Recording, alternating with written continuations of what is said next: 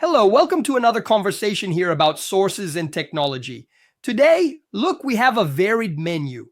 We're going from biotechnology, almost like something out of a movie, trying to bring the dodo back. A very ambitious thing, right? Very. And also advances in detecting Alzheimer's very early on. And there's more Elon Musk and the updated Mars target, an incident with flying cars in China. I saw about that. Worrying. Indeed. And also robots doing acrobatics, a super aquatic car, and smart glasses from Meta with neural control. Plenty for us to analyze. Yes, the idea here is to get the essentials, the most fascinating and the key insights from all this news. It's a dive into these advances from biology to space and how AI is entering our daily lives. So, let's go.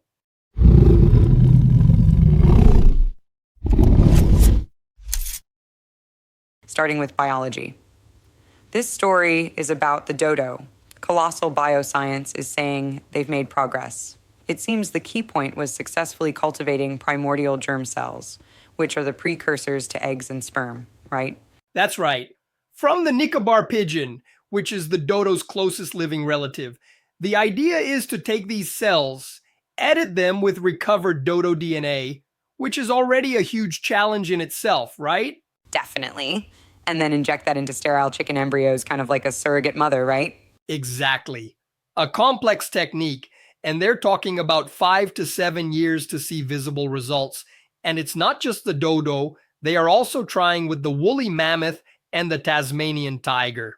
Yeah, but it's super important for us to understand, right? This isn't exactly bringing back an identical dodo. It would be more of a functional hybrid. I get it. Because a species is much more than just its DNA. There's the whole environment, the embryonic development, epigenetics, things we can't replicate. Now, the good side, yes, is that the technique itself, this manipulation of germ cells, can be very useful to help conserve birds that are endangered today, to increase their genetic diversity.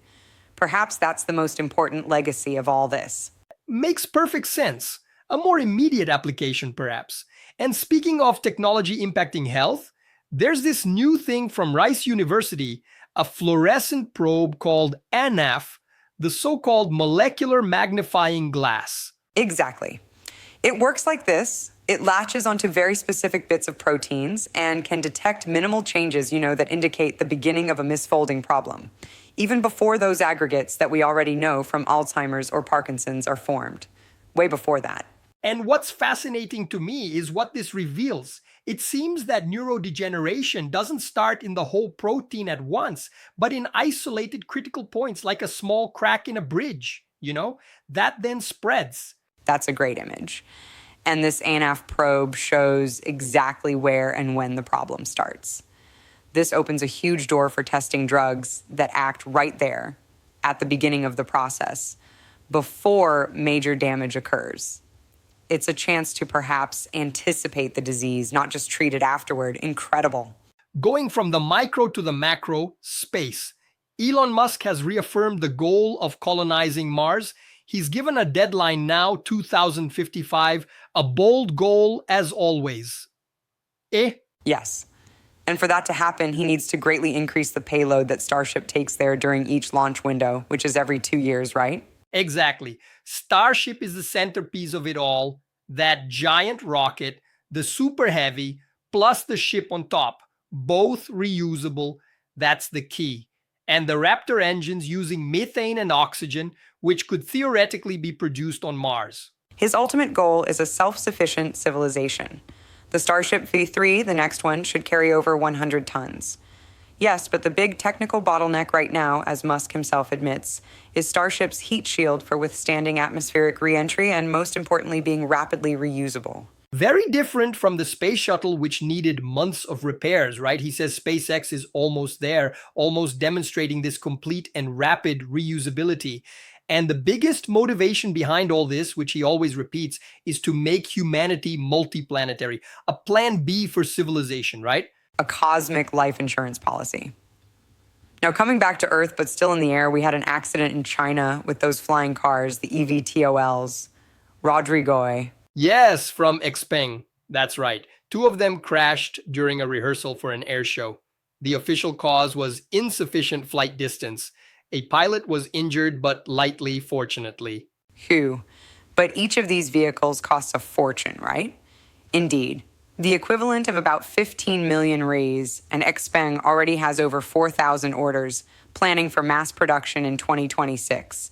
And this accident comes just as China is investing heavily in the so-called low-altitude economy, drones, air taxis, everything flying below 3,000 meters. Exactly.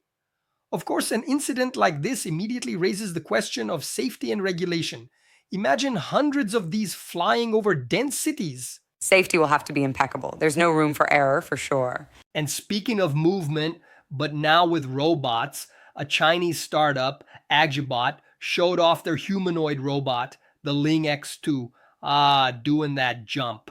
Yes, the Webster flip. It's a very complex front flip with a single leg takeoff. It seems it's the first time a humanoid has done it.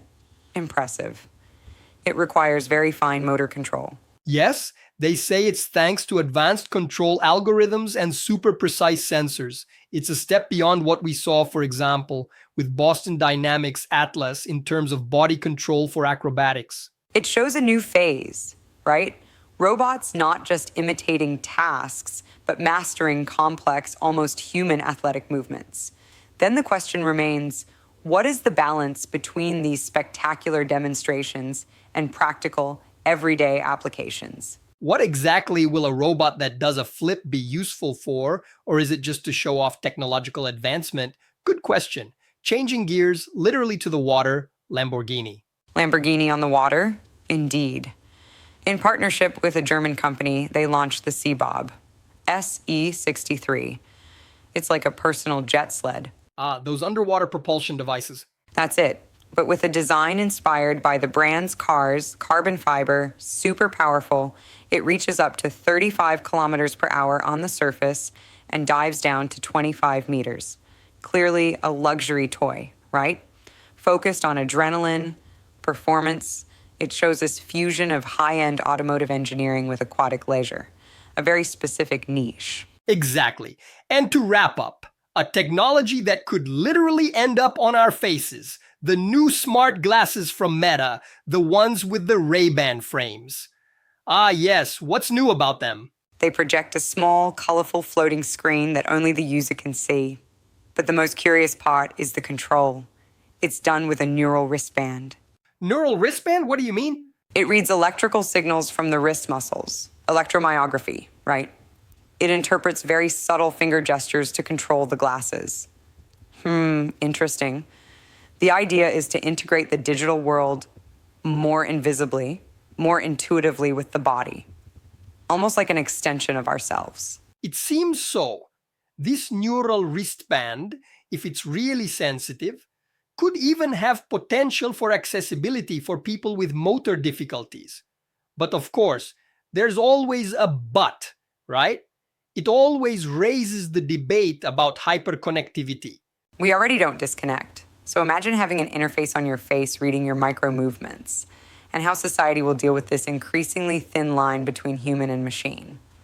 Important questions. We've seen everything from trying to rewrite biology with the dodo, to peeking into the origin of diseases like Alzheimer's, going through the audacious plans for Mars, new ways of flying with their risks, athlete robots, and technology merging more and more with our bodies. It's a truly impressive panorama of innovation on various fronts, really. And that leaves us with a reflection, right? With so much technology changing our relationship with life, with space, with mobility, even with the digital world. What will be the next great frontier that our ingenuity will redesign? And, most importantly, how will this change what it means to be human? This video doesn't end now. It continues with us talking in the comments. If you found this video interesting, I invite you to become a channel member and like this video. Up here on the top right, I'll leave a video suggestion for you to continue with me. I'll see you in the comments and in the next video. See you later. Fontes.